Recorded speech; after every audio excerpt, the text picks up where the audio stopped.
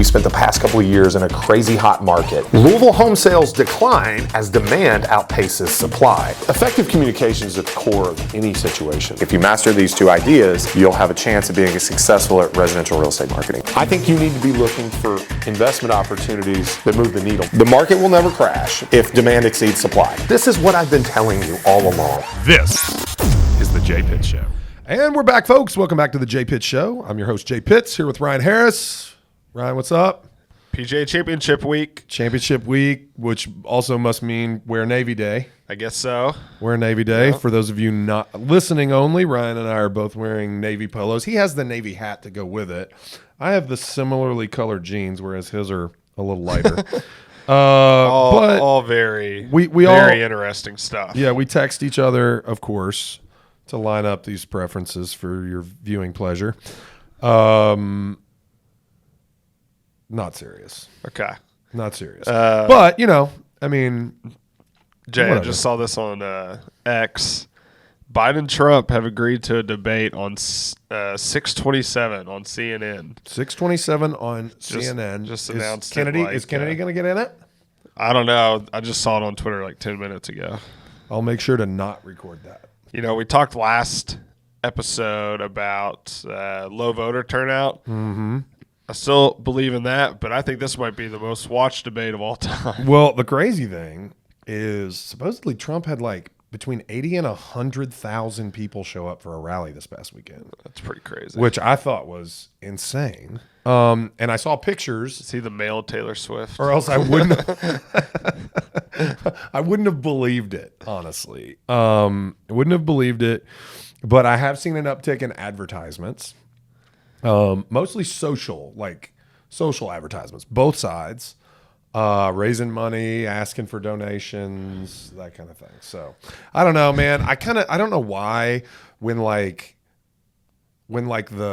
rate drop thing that was kind of telegraphed last winter, it became clear that was almost a non-starter. I for some reason or somehow allowed myself to believe at that moment that this wouldn't be a really nasty election cycle in terms of campaigning. I don't know why I allowed myself to think that. I think it's because it just always seems it's very optimistic, very performative, and it optimistic.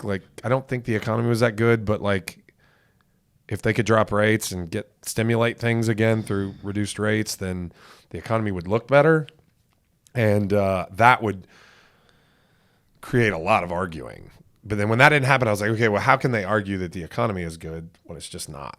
Yeah. But it's going to be nasty either way. It was pretty silly of me to allow myself that hope. And we'll get into that. Talking inflation came in today, a little lower, still not great, but yeah. I just saw, dude, we could do a whole episode on just going through Twitter X and looking at tweets and talking about them, we're its own thread.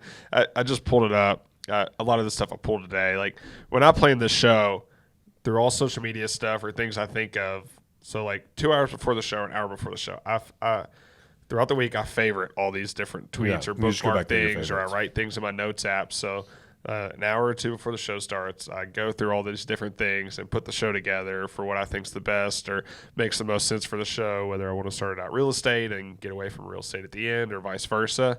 Sometimes we don't do much real estate. Yeah. But it's kind of it's how I do things now. So that way I plan throughout the week while I'm just scrolling my social media. And usually it works out well because it's pretty topical topics. But I just pulled Twitter up, and this guy said, "Why don't airports have gyms?" I can think of 1,000 different reasons why airports don't have gyms. Oh, that would be disgusting. You'd have to require everybody to shower. That'd be awful. Yeah.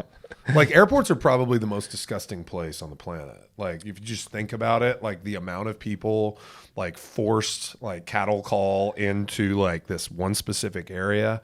I try not to think about it while I'm there. The only place worse might be the actual airplane itself. In the airplane.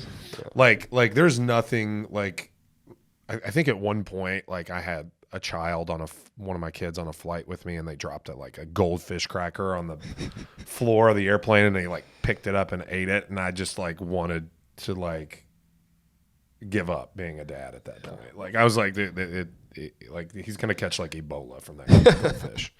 One thing I do appreciate about COVID that it did is when you still get on airplanes now, they'll still give you the alcohol wipe. They to will. Wipe things on, They which will. I A lot of that appreciate. is a lot of that has calmed down for sure. But yeah, I think so. That's a good thing. I definitely do the.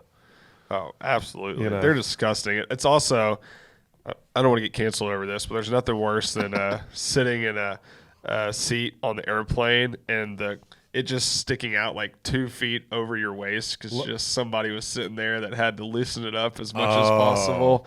I thought you were going to say a really, really large person sitting next to you. Well, that's bad too, but sitting in the seat where somebody was sitting. Well, like I'm a big guy, so like when I get on an airplane, and we've talked about this, I'm a bit claustrophobic, so I don't love airplanes to begin with, and it is. Do you do an aisle seat? What's that? I have to do an aisle seat, and my wife hates it. I feel bad. My wife is also 6 foot tall, so like middle seats are not great for her. But invariably, I can't have an aisle seat and she not have a middle seat because she doesn't want to not sit by me. So what I have just basically committed, like you can lay on me, essentially. Like you're going to sit in the middle seat. But then I just know, and I feel bad, but it's always just like a big, smelly, sweaty dude that like gets in the the window seat. Yeah. When we're in that row, and I just feel so bad for her, but I can't help it. Like I literally freak out. Yeah. Like literally heart races, like tunnel vision. Like I always say it's like. Do you take anything before? I don't. I don't want to. I didn't realize how many people will take like a Xanax before A Xanax flying, or a Valium or something Like a lot of people do that. Like it's kind of crazy. I've only had Valium once, and it was before a medical procedure, and like I was shocked at how I felt on that. It was like, I mean, I was drunk, like did not care about anything. I've never had that. Yeah, the conversations were pretty awesome. Jen reminded me afterwards, so pretty good. Oh man, fun stuff, man. What else are we going to talk about? Yeah, today? let's hop into it.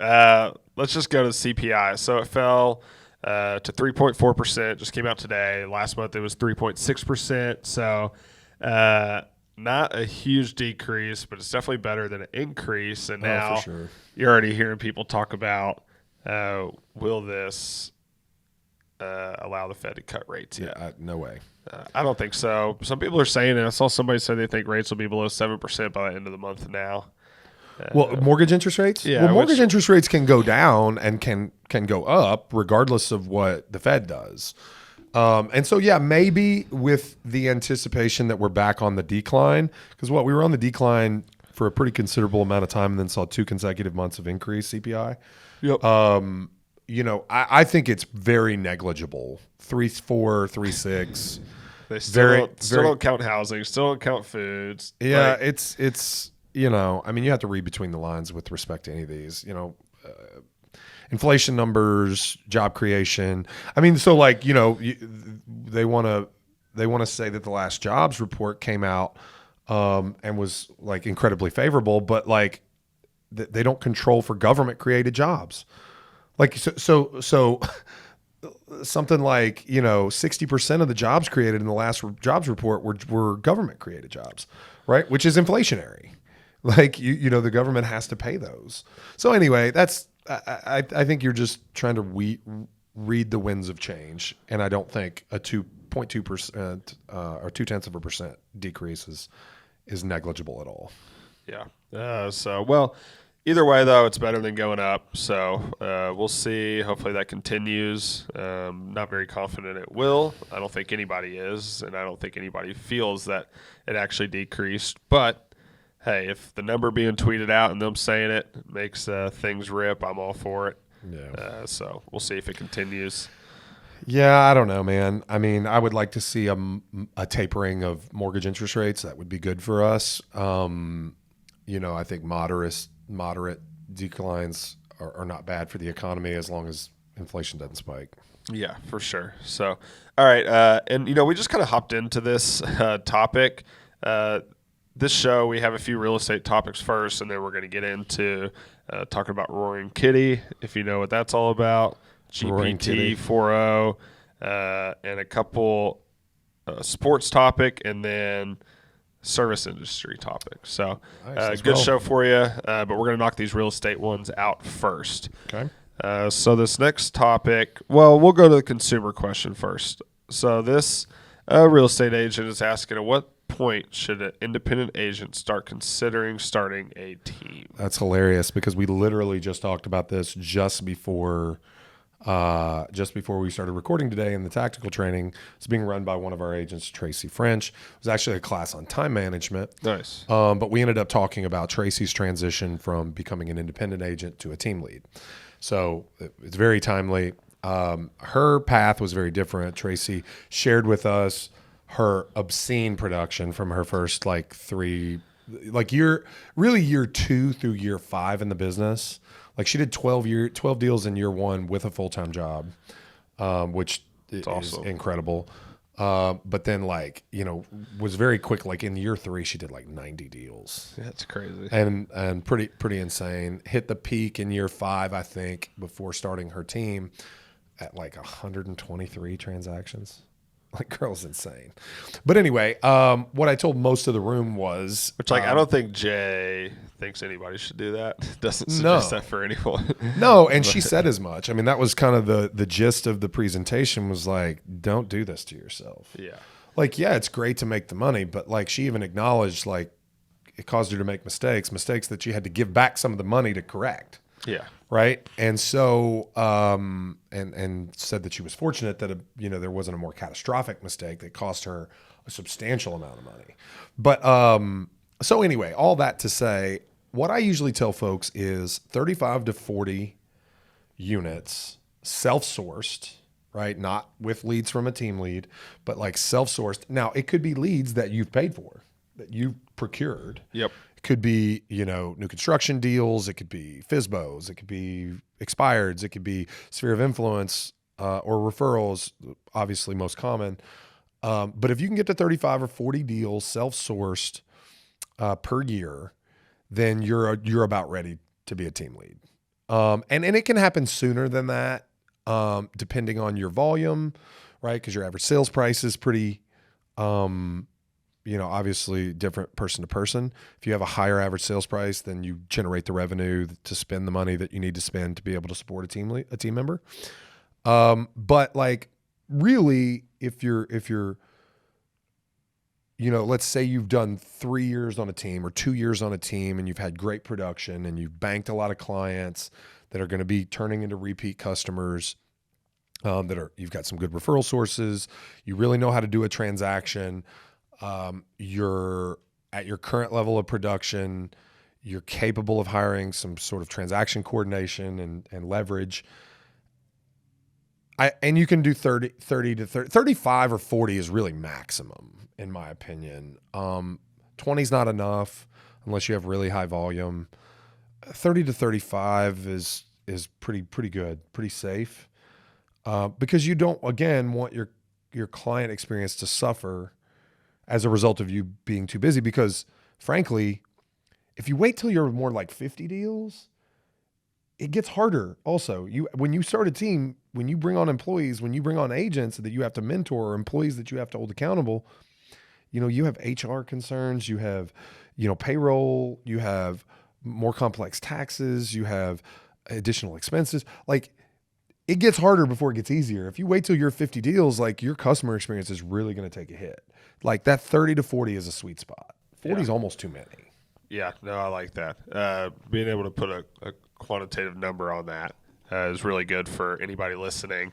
Now, before I say what I'm about to say, I will say I have a team. It's just my brother and us. So just us two, not looking for anybody else, right? Yeah. It's a little different situation than some other teams, and there are husband and wife teams out there. Sure. Et cetera, little teams like that. I'm not looking for anybody else right now, and it's because I feel like I'd be doing a disservice to that person, not because I couldn't walk them through a deal. I could help them become a great agent, working a deal, but I don't have enough leads for this for a new team member right now, right? I'll figure that out in a couple of years, but the reason I say that is I feel like there's an epidemic right now of people starting real estate teams that should not be, way too early. I think so. And to me, it's selfish, because they deep down they know they can't provide the leads for this person. Like, maybe they can help him become a good agent, but like I really think, you know, there should be a certain point when you should start a team, and way too many people are doing it right now. I think a lot of people kind of follow the crowd.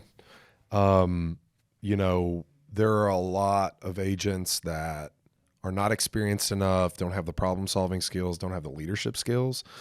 Like, but it has become, and this was honestly, I feel like brokers at one point. Like, just because you're a good real estate agent doesn't mean you're a good leader. Just because you're a good real estate agent doesn't mean you should be a broker. Just because you're a good real estate agent doesn't mean you should be a team leader.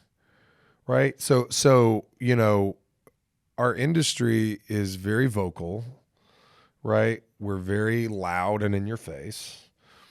You know, there's a lot that you use the word epidemic. I kind of agree with that. There's always that one more thing that you can do or pay for or be enticed to go after. And the team has kind of become that idol, right? That if you're an independent agent for 3 or 4 years doing a fair amount of production, everyone you talk to is telling you should start a team. Everyone you talk to is telling you should be a broker.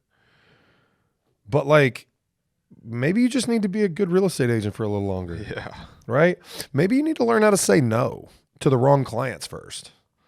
Right? Maybe you need to get more choosy. Maybe you need to ratchet up your average sales price and work with only really devoted clients. Like, why do you need to bring on an agent that you can't mentor appropriately only to hand them your shitty leads? Yeah. How about you just say no to the shitty leads? Or refer them. You refer them to somebody else. You can find an agent. I've done it. Like, I've had leads come in that I don't really have the time for. I could find the time, but it's not. I don't want to do it, and I will call another agent and say, "Hey, this is going to be a difficult one. Here's what's going on, but like, here's why I'm just letting you know up front. Do you want it?" And they always say yes. I'll tell you another thing that I kind of have to disclaim though, because there have been agents here in this brokerage that have wanted to go independent or start teams that I did not feel were ready, and I was very honest with them about that. And it could have, you know, I think I'm nothing if I'm not transparent with our agents here, and I think most, if not all, pretty much all, have grown to really appreciate it. And I'll be the first one to say when I'm wrong. And I have been wrong. Wrong in the sense that I was right in the moment, but wrong about how quickly they could become what they needed to be. Yeah. Like, I've had people want to start teams and people that are incredibly successful team leaders now that when they started that journey, they weren't ready. And I told them so, but they quickly became ready. Yeah. Of their own accord, right? Through nothing I've done, other than just saying, maybe motivating them by saying you're not ready and here's what you need to be. Yeah. And then they quickly become that. So it can go both ways. Yeah. No, that's cool. Cool. Little team talk, consumer question answered. But at the end of the day, I think there's way too many teams right now. I agree. I feel like I see a new one starting every day on Facebook. Yeah. But I really don't like the ones that have the really overly like ambitious names. Ugh. Like the best one ever was I saw the omniscient real estate group. Yeah. Like everywhere at all times. That's the omniscient real estate group. I just laugh, man. I can't even. What were the chances that was plugged into Chat GPT? This was a while. This was probably pre-Chat GPT, but it was a team that was affiliated with a brokerage that is known to talk about how great their culture is a lot. It's a bit cultish, rather than. You got to talk about your culture a lot. You got to talk about your culture. I don't know what you say it is, but all right, let's move on. Is this going to be a new trend in real estate, Jay? So, Colin Robertson on Twitter, like I said, a lot of this came from Twitter. Just gave a background story. Said he talked to a guy over the weekend who just closed escrow on a new home purchase. Said his new rate's 7.25%. Old rate was 2.75%. Currently selling his old property and giving the sellers of his new home a 2-month rent back. to close the gap, they're throwing a ton of money at the new mortgage when they sell their old house. So basically what this guy's doing, he's lived in his old house for like 12 years. It's tripled in value. He's taking that money and putting a ton down on the next house. That way the mortgage is about the same. They're keeping about $100,000 for a safety net. And God's just wondering if this is a new trend happening right now. I mean, I don't know if I would call it a trend. It's an eventuality. Yeah. Right? Like life change necessitates people move. Yeah. Right? And no matter how much you want to make your current residence work, no matter what your appetite for maybe adding on or renovating, sometimes the house just doesn't work. Yeah. It's funny because I literally just had a similar conversation with my wife this weekend. She sent me a listing that came up in our neighborhood. And she's been dropping little hints lately. Now, we bought in 2019. So I was very fortunate to make a substantial upgrade, right, before prices went nuts and while rates were really low. So I'm financed at like 2.625%. Gosh. Right. Now, I did take a 10-year ARM. So I was kind of hesitant. I'm kind of frustrated with myself that I didn't find a better 30-year fixed rate. But I should be able to pay it off in 10 years. Yeah. It's a 30-year AM with a 10-year balloon or a 10-year adjustable or fixed period, I should say. It'll go adjustable after that. But I financed in 20, so I've got, 6 years left on that. But she's been dropping little hints, things that she doesn't love about our house, and when she sees, great houses that, seem like an opportunity. But like the house is $700,000 more than what we paid for ours, right? So substantial jump up, but it's probably a similar house to what ours is now, right? So it would be kind of a lateral move, but but it's substantially more. And so I walked through this. My son, who's actually here with us in the office today, he and I were taking a walk the other day with his little siblings riding their bikes, and so he and I were just talking, and I mentioned that his mommy had sent me the listing. And he's like, "Oh, really?" He was like, "Well, I don't want to move." And so we just kind of start talking the numbers of it because this is how I parent. And I was like, "Well, bud, I kind of told your mommy that because, the house is this much and rates are this much. So like I could finance essentially I could probably make up the difference in price with cash down if I sold. But even if I finance the same amount, I'm financing at 7.25%, not 2.625. Yeah. So like your mortgage payment is basically going to be double. So I don't want to double my mortgage payment. And I don't want to come out of other investments or allocate more cash necessarily. But to some people, that makes a lot of sense, right? To some people, that makes a ton of sense. And I don't have the life change that necessitates it, right? At the time I bought this last house, my wife was pregnant with our third kid, right? So I upgraded, bought a big house, renovated it top to bottom, and bought a third row SUV, all in the same year, because life change makes you make decisions. So what they're probably counting on, right, is stomaching the payment until rates drop, probably into the 5s or high 4s maybe at some point, hoping, fingers crossed, and then they'll refi it, and drop their payment even further. Yeah. Plus moving, let's be honest, sucks. Moving sucks. Even if you hire the best movers in the world, you still have to get organized on the new house, and it takes time. There's renovations. There's new furniture. There's your stuff doesn't fit. I'm like, I'm done. I don't want to move. Yeah. We're building an E-Town right now, and very excited for it, but just not looking forward to the move already. I know. I'm almost hoping, we keep this house we have now as an Airbnb. Okay. And keep the furniture in it and just buy new furniture and get it shipped there and have them bring it in and there you set go. it up. There's still other stuff you have to move, but that course. takes out a lot of the pain right there. Of course. So we'll see. The stupid 600-foot rule here in Louisville. Yeah. I mean, you could always do a long-term rental. Yeah. I mean, and just let the property appreciate and keep your low the rate thing is, on your mortgage. Kind of want a place up here in Louisville to bounce back to and stuff. So Okay. If it makes sense. You need a crash pad. Yeah. I like it. Definitely. Okay. So we love Louisville, and if not, we'll probably get a condo up here eventually or something. Cool stuff. So, yeah, man. Okay, let's move on. So, have you seen Meta has new verification tiers? I have not noticed this. Okay, Tell me about it. We'll walk through each one, and it's kind of let's do this as like a practice of thinking through how agents could use each tier or ideas. So Meta has, like I said, new verification tiers. Right now, the only one they've had is the business standard, which I think is like $15 a month. I pay for it. Do you pay for it? You don't pay for it? Haven't done it yet. No. Surprising me. Does Why- anybody why? impersonate you? Yeah.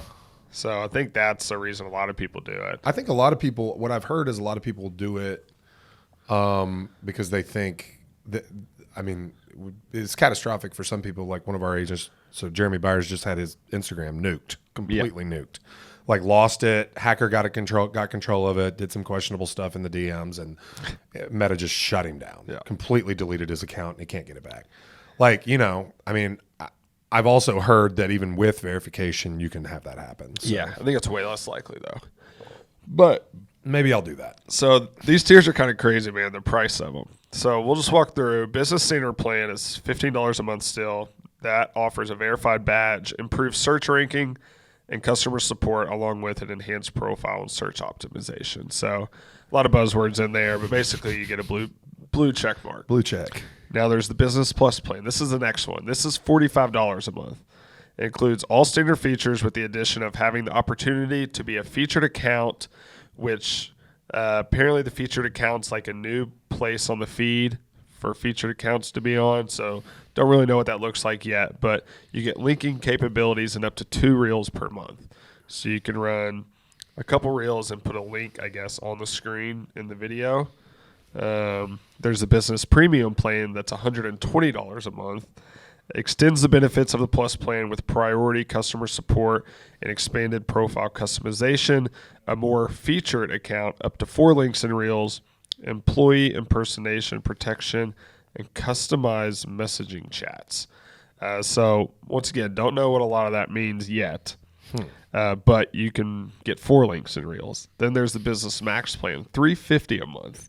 And this is a top tier, provides the most extensive features, including semi-annual account reviews for Meta experts to refine content strategy, a most featured account, don't know what that means, but up to 6 links and reels per month. So those are the 4 plans right now. Don't know what a lot of the other things. Basically, all I understand is the links and reels. And with the Doesn't max seem like plan, it's you get an account review. It'd be worth maybe trying for a month. I mean, $350 test, and if you get 1 lead from it, pays for itself. Yeah, Easy. that's wild. I am so underwhelmed, like by even the thought of customer service with any of these large tech companies that I can't possibly imagine seeing the value in even in better customer service. Yeah. Better means not atrocious, maybe, because that's all it is otherwise. Yeah. Like the fact that, Jeremy, for example, could have his account entirely nuked, just completely shut down, deleted, can't get anybody on the phone, can't recover any of his content, right? And he's given them a lot of ad dollars over the years on that account. Yeah. It just seems crazy. I don't know. I think we probably have Elon to thank for this with his, verification strategy. Meta just saw how that worked, saw how receptive certain users were, and thought, okay, we're gonna see where the appetite is for Meta users. I don't know, man. I mean, I could see one of the smaller plans. $350 a month sounds crazy. It does. I'll be honest. I'll probably do it And just once see. it comes out. I mean, $350. I know it's a lot of money, but For 1 month. right off at the end of the day. No, you're right. For 1 month, a couple months, I mean, just to be an early adopter, it may be worth. Seems like one of those things that if you can get in early and figure it out before I can't others. imagine 6 links in Reels is going to be worth much. Yeah, but I know your brain. You're about to start thinking about it over the next week and how you could maybe use it to get leads Yeah, or perhaps. maybe as a way to get a listing. So Perhaps. I think there's definitely ideas Oh, out there. that's not a bad idea. Like a featured listing. Yep. Like a featured listing in a reel with is it like swipe up Is that kind of because I don't know. used to be I wanted to get to 10,000 followers on Instagram for the swipe up in stories because stories were so huge, but then Reels came along, and it's like Reels is where all the eyeballs. It's not in stories anymore. But I'm curious. Okay, all right, you got me intrigued. So, yeah, I don't know. You just get to think of see that 350, and it's like, holy crap! But I don't know if you don't have to spend money Pay somewhere a else. lot more money doing other crazy things that Yeah. nobody would have ever thought was effective. So I don't know, maybe. I think I'm definitely going to try it. So maybe when that does come out, and we do it for a month, we'll do a show. Compare and let people results. know how it goes. So that has happened, and that was from Broke Agent Media. So get a lot of our podcast content from them. They probably put out the best media, in my opinion, for real estate agents nowadays. agree. That's actually helpful. Well, and it's because they're actually top producing real estate agents and team leaders. They're not, journalists necessarily. I haven't paid for. They have their subscription. I forget what they call it. Maybe BAM Plus. Yeah. I think I might try that out too. I think they deserve it. They're putting out, like I said, the best content in the game. I would agree. Maybe I'll hop on that and see how it goes. But okay, let's move on. So let's move on to Roaring Kitty. We're past all the real estate stuff. Meta was kind of a nice shift away from our real estate topics that still sort of applied to real estate. So we'll bounce to some Roaring topics. Kitty news. Yeah. So for those of you that don't know, Roaring Kitty Twitter account, the guy's Well, he was a Reddit guy first, right? Yep.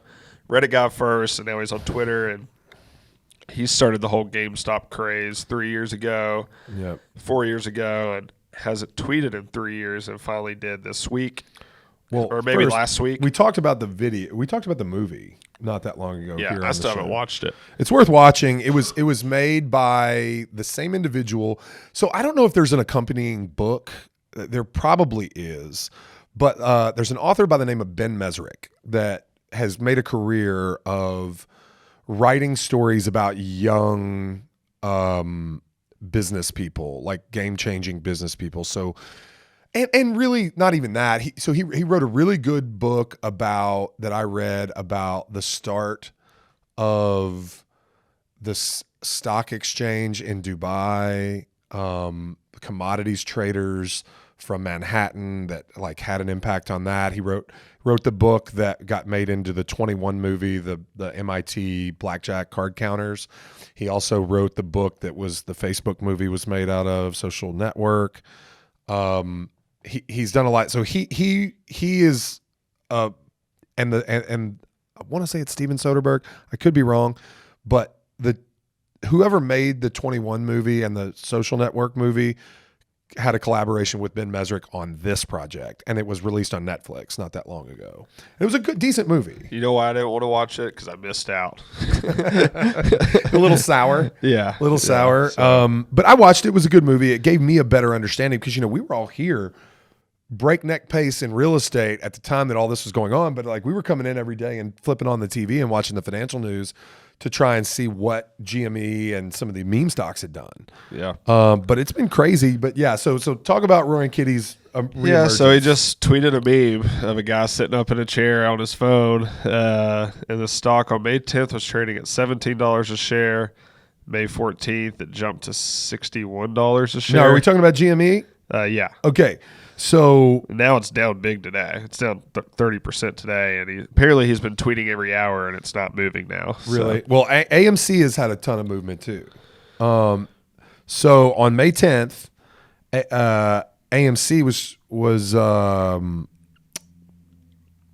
down. Was at what $5.37 a share, and then by the 13th, it had shot up. I have it here, May 10th at $2.93. Okay, maybe I got $3. that wrong. Oh no, yeah. And then May 14th, it was $11.50. $11.50. So yeah, like 500%, but it's still up 80% in the last 7 days. Yeah. So like the meme stock apparently, and I've just asked around, and I don't know this.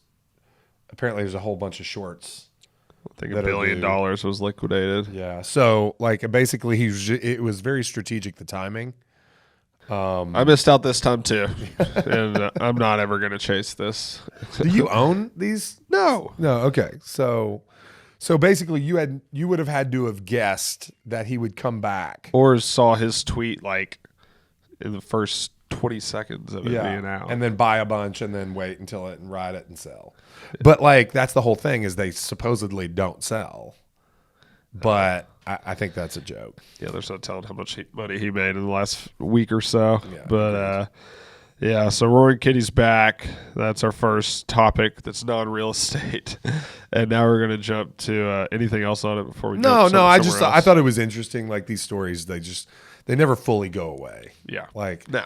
like you've got to imagine that this guy is going to run his influence into the ground before he stops. I will say, have you been seeing the videos he's been posting of different movie clips? Dude, No. go watch them. They're the best movie clips of all time. Yeah. Of just like hyping people up. Like they are awesome. I've watched a few of them, and I just get excited watching them. Like they're great movies. I love it. But yeah, okay. So next thing, OpenAI. We can just go over this fast, but GPT 4.0. So let me pull this up here. Have you heard anything about this or seen it? I mean, I knew it was coming, but I haven't. So OpenAI from their Twitter. Say hello to GPT 4.0. At least I think that's how you say it. Our new flagship model, which can reason across audio, vision, and text in real time. Text and image input rolling out today, an API and ChatGPT with voice and video in the coming weeks. And then under this tweet, there's a thread of a bunch of different people interacting with the voice AI or using the visual AI. It is insane. Like watching these videos, the AI pauses, actually sounds like a real person. Like for once, like it's pretty crazy. So here's one: sarcasm with GPT 4.0. Let's see. I'm gonna turn it on. Hey, Chad, are you there? Hey, yep, I'm here. What's up? Hey, let's have some fun. I'd like you to be super sarcastic. Everything you say from now on is just gonna be dripping in sarcasm. How does that sound? Oh, that sounds just amazing. Being sarcastic all the time isn't exhausting or anything. I'm so excited for this. Nope, that's sarcasm. Let's get this party started. Or whatever. Like, and so there's all kinds That's of pretty videos for like real. that. Like there's a math problem one. Did you see that one? No, you give them a math problem, they just answer it. So I'll just play a My little son bit of Imran it here. and like. OpenAI invited myself and my son Imran here to try out some of their new technology. And so we're curious about how good it might be at tutoring someone in math on Khan Academy. So let's get it started. It's loading up. All right, make sure it can see our screen. Actually, in this format, Hello there. I can't. I'm here with my son, and I'd love you to tutor him on this math problem, but don't give him the answer. You can ask questions and nudge him in the right direction, but I really want to make sure he understands it himself. And he's here in the room, so you can talk to him directly. Of course, I'd be happy to help. Let's look at the problem together. Can you first identify which sides of the triangle are the opposite, adjacent, and hypotenuse relative to angle alpha?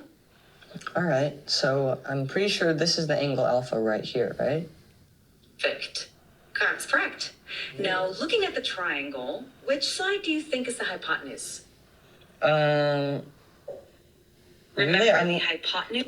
I'm not totally sure. I think it might be this one, but I really am not sure. This side AC.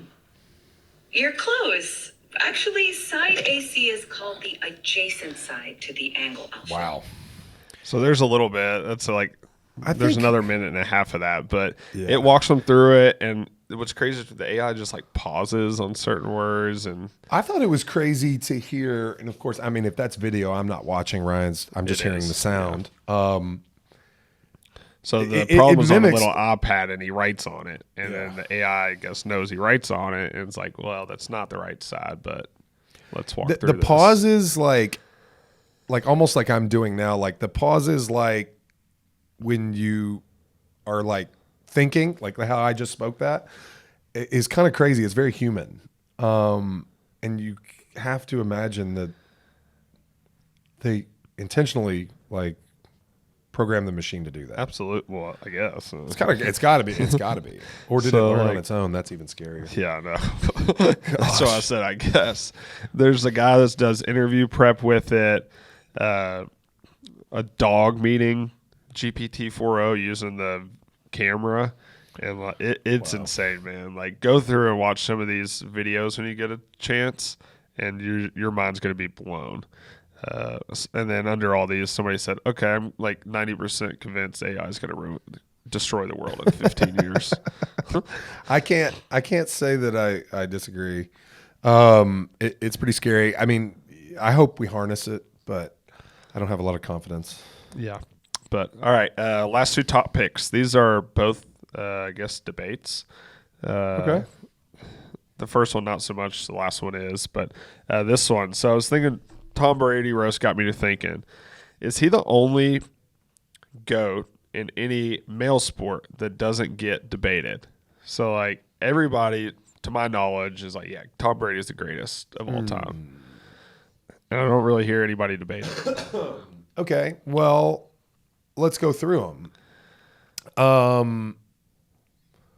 I think quarterback is the only position that gets debated in football. Fair? For What's greatest of all another time? What's Yeah. another greatest of all time position in football? Maybe defensive back, maybe defensive lineman, probably not. Like I'm thinking like Lawrence Taylor, like on the D line, right? Yeah, but I don't think anybody says he's better than Tom Brady or like. No. just I don't football. think they. I think they. My point I'm making is, I think football they argue by position, whereas every other sport there is no argument by That's fair. position. Some there aren't positions. I think I don't think many people argue Tiger Woods. Yeah, I would say there are more though. Some will still try to say Jack Nicklaus. Just You 'cause of think the because he majors. has more majors, people will say he but was a better all-time great? I don't think there's any. Okay. I don't think Obviously, there's a debate. the one that is most hotly debated is Jordan LeBron. Yep. Probably, right? With Yep. Kobe sneaking in there every once in a while, maybe. Yep. I don't even think Kobe is a clear 3. I have a hard time with LeBron even at 2, but I acknowledge that a lot of people think. Yep. And there are arguments that are valid to make there, but I just think Jordan's the obvious one. It honestly surprises me and shocks me that it's such an argument. But yeah, maybe. I don't know. I mean, you hear Joe Montana every once in a while. I think honestly what's crazy is that even in his late career, Brady wasn't acknowledged as the greatest even to be playing at the time. Yeah. Until Peyton Manning retired. And he had a lot of success after that really kind of cemented the GOAT argument for him. Yeah. But yeah, maybe he's the least argued. I think think maybe he is. that would be the way I would put it. Like tennis, I feel like there's a big debate. Huge between debate on 3 tennis. And guys, I don't 4 even know guys. who are your 4? Well, I think it's Nadal, Federer, and Jokic. Yeah, Jokovic. Jokovic, not Jokic. Jokic, Nikola Jokic yeah. is. Which I mean, those are big 3, but like Pete Sampras was really pretty successful too. I don't know. Pretty crazy. Women's tennis is a pretty clear one. It's got to be Serena, right? Yeah. It's got to be Serena. I would say and she's the least debated GOAT out of any sport greatest of all time debate. What about like Michael Phelps? Like, I don't think there's a debate there. He's the greatest of all he time. could be the least debated, Yeah. right? Name another swimmer. Do you call him a swimmer and Olympian though? Least debated. Yeah, I don't know. I guess you could say Olympian. So then, who's the greatest Olympian? I don't know enough about Olympics. Because like Michael know Jordan that. has won gold medals. Is he an Olympian? Well, yeah. Or do you take them out because they're better known for something else? I don't know. I think you got to say swimmer, and I think he's absolutely the greatest of all time swimmer. And if you put that up against Serena, I think he's probably less debated. Speaking of the Olympics, reminded me. So Max Homa had his press conference for PGA Championship this week, and they asked him about the Olympics, and he was like, being a golfer, professional golfer, you never really think of yourself as having the chance to be an Olympian. He said, but, he said, I guarantee I'm faster than most guys out here, but nobody else in the Olympics. He's just talking about speed. So, you think of Olympians and you think of these like specimens. Yeah, But Holt was pretty fun. He's a pretty funny dude, dude. he's awesome. I saw a video his wife posted on TikTok yesterday here in Louisville. It's cool seeing all these. Sahith The Thagala's, I think maybe fiance or girlfriend, not sure which one, but she's been posting different restaurants they've been going to or workout classes. Yeah, Just hanging out in town. I went up and picked up dinner at the clubhouse last night and got to talking to a guy sitting there while I was waiting for my food, and his brother and sister-in-law also live in the neighborhood, and they're renting their house on Airbnb, or I think through Airbnb to Shoffley and Cantley. Like they're staying together. A crazy number. And like it was funny to hear, because I don't know if you and I were the ones talking about the private jet thing. Did you and I talk about this, or was it Jeremy? Might have been Jeremy. Somebody was telling me that they have a friend volunteering and they're delivering the courtesy vehicles to the airstrip where the private planes are landing. And Tony Finau arrived, and they had a sedan, and he's got like 6 kids. Yeah. And the guy was like, "Hey, Tony, I don't know if there was a mistake or something. Are we supposed to have a bigger vehicle?" He's like, No, they're not staying. So like the family flew in on the private jet with him, dropped him off. He gets in the courtesy car by himself, drives to wherever he's going, and they take off and go somewhere else, and they're going to come back if he makes the cut. Okay. So interesting. So that was interesting to me. I wonder if majors are the only time he does that, because usually his family's with him always. Right. So I don't know, but like kind of crazy to hear. We got to talking about Tiger, who's renting a house here locally, and he apparently has an FBI agent, off-duty FBI agent or retired FBI agent, staying and doing security. He brought his own personal chef, right? And then but Cantley and Shoffley, all they wanted was proof that they bought new sheets.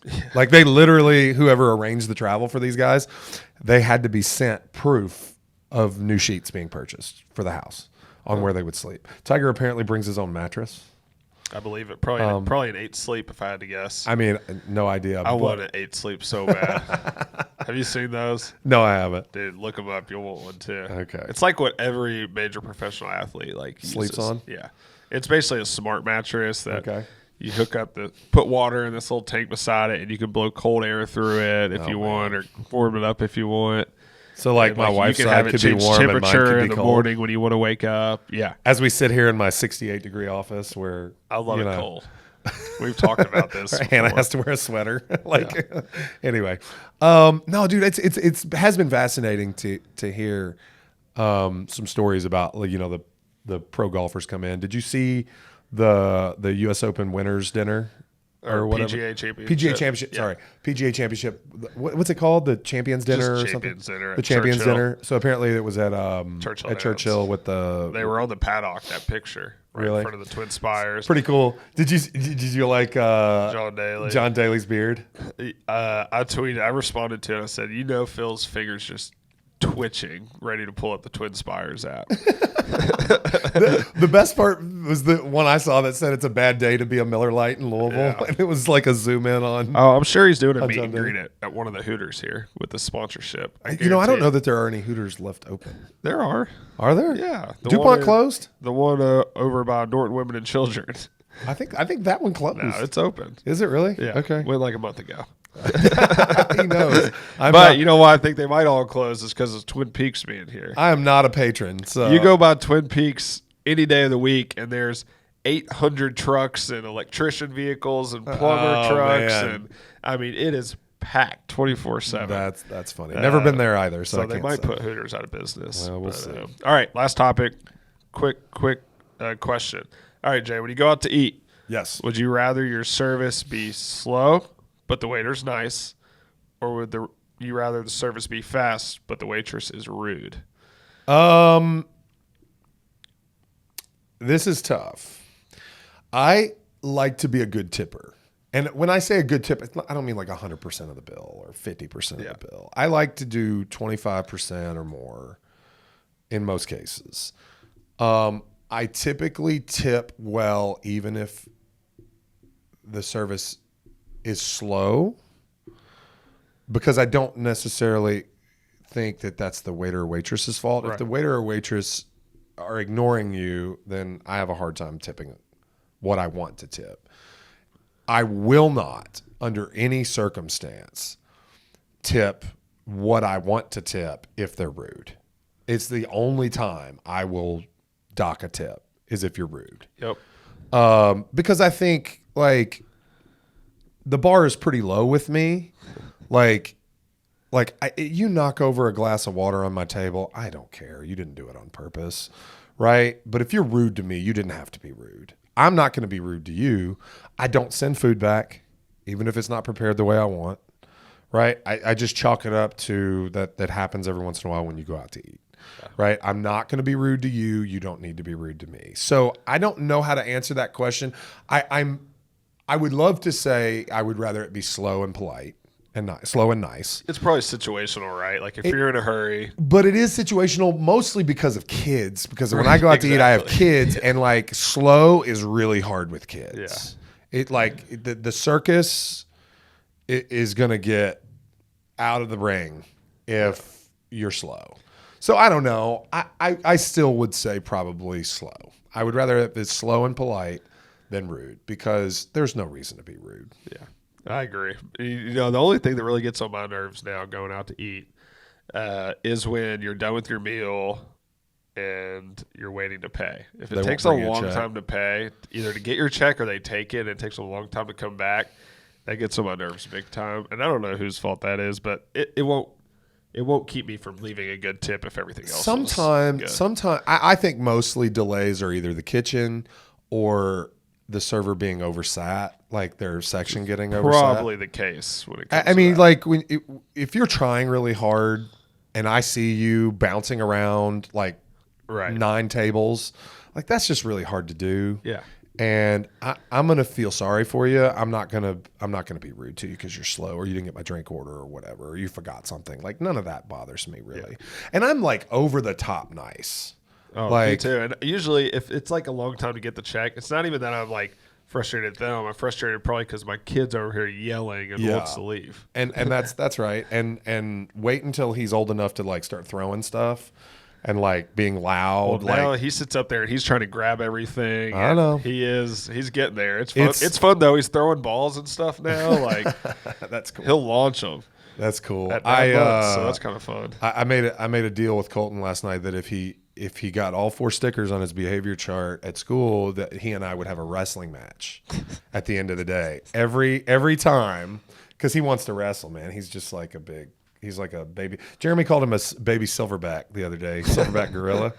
And he just wants to wrestle with dad. So I committed. I'm like, okay, you get your 4 stickers. Send him over to Ryan Brown's house on their wrestling match. Dude, he would fit in with those boys for sure. Yeah.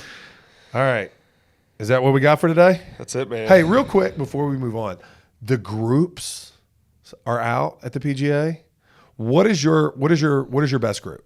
Okay, your favorite let me pull group? it up. I was texting my friends I'm going with tomorrow morning. We are meeting at 7 a.m. and I'm lucky enough to be going with a member, and we're parking there, so that's nice. Okay. So we're talking about our groups. That we're going to watch some groups in the morning, play 9 holes, and then just kind of sit on a hole and watch people. Okay. So let me pull it up. Okay. We texted a lot more than I thought. Okay. But 2 groups I want to watch the most. Brooks Koepka, Max Homa, Jordan Spieth tomorrow morning. That was one of my top 2. Phenomenal group, and I think there's enough good people around them that, I don't know, there's still probably going to be a ton of people watching them. But I think a sneaky good group that won't have that many people watching them is Cam Smith, Hideki, and Victor Hovland. I saw that one too. That was down the list for me. Morikawa, Mickelson, and Fitzpatrick's another good one. Pretty solid there. And then who did you say first? Brooks, Max, and Jordan. There's one more that's really, really good. There is, but it was the one I was like, there's going to be way too many people watching though. Is it? As I scroll, sorry. I was looking in the afternoon because we're going on Friday, and now when I pull it up, it goes to Thursday instead. So there's Brooks, Homa, and Spieth. That's definitely on the list. Rory, DJ, and Justin Rose, another good one. Ludwig, Xander, and Oberg, Justin Thomas. yeah, Is a good one. Oberg, Shoffley, and JT. That one will be nuts because of JT, and obviously Oberg and Shoffley, both good golfers. I think this Great one golfers. might have them. Well, Rory, Dustin, and Justin Rose is a good one to watch Yeah, too. yeah, I agree. But But there's a lot of good groups. I like, obviously we're going on Friday, so they'll be playing together again on Friday. And I like that there's like one group that I'm less interested in between all the groups that I'm really excited about. Yeah. So like, there's a little stretch of holes where you can catch like, tee box green, fairway green, like there's like a nice little spot. I want to say it's like 10, 11, 12 maybe, where you can pick up quite a bit of action. But anyway, I was just curious what your favorite grouping was. Pretty excited for this. If I could watch any, and I don't know, Wyndham Clark and Scotty are together too. Afternoon Thursday. Yeah, I But saw that I too. think I'd do the Gala group with- Finau too. I think Rory, Dustin Johnson, and Justin Rose would be a really fun group to watch. Now Justin Rose has kind of gotten old, right? He's like my age. Yeah, he's been playing well, and this is a golf course that I've been listening to. I've had PGA Championship coverage on all day at my house, Yeah. and I normally don't do that, but the fact that it's in Louisville, like I just had it on. It's cool hearing the players talk about the golf course, and they freaking love this golf course. They're like, this is just a pure like golfer's golf course. You get penalized for your bad shots, but you hit a good shot and you're going to get rewarded. You hit the fairway, you can score. And like it sounds like the players are in love with the golf course. So it should Love be, hearing I that. think it's going to be a very bunched leaderboard because whether you're long or short, like you need to be able to hit the ball pretty far here, but you can't get an over advantage from being a long hitter at Valhalla. Which is it's awesome. long. Oh, they won't. Like- They won't play it as. They won't tip it out ever. I don't think. Well, so I've heard the same thing from everybody I've talked to that went to practice rounds. 30 seconds between shots on the fairway, 30 seconds on the tee box, 15, 20 minutes on the greens. Yeah. Like Tiger's got like 20 tees stuck in every green, and he's looking at angles from like forever. But he stands over the ball for 10 seconds in the I fairway. wanted to bet Tiger to win because he's like plus 40,000. But one of my friends who is a professional golfer and plays Valhalla a lot said zero chance. So I didn't bet it, but I did tell him he was going to be in my, you know what, he was going to be on my you know what list if he wins. So Plus 40,000, I can imagine. Yeah. All right, folks, that's all the PGA Championship coverage we have for you today. No, in all seriousness, appreciate you tuning in. Every week, you can find us anywhere that you listen to podcasts, but specifically appreciate your attention over there on Apple Podcasts or Spotify. Give us a follow. Reviews are always great. We can always appreciate that. Also find us on the socials at JPitts Realtor, pretty much anywhere, and at ryanharris.re. And I guess that's all we got for you this week. We'll come back, probably talk about the results next week, the PGA Championship, and more real estate, more, pop culture, social media, all the things that we talk about regularly. So that's it for you this week. Appreciate it so much. We'll catch you soon. peace.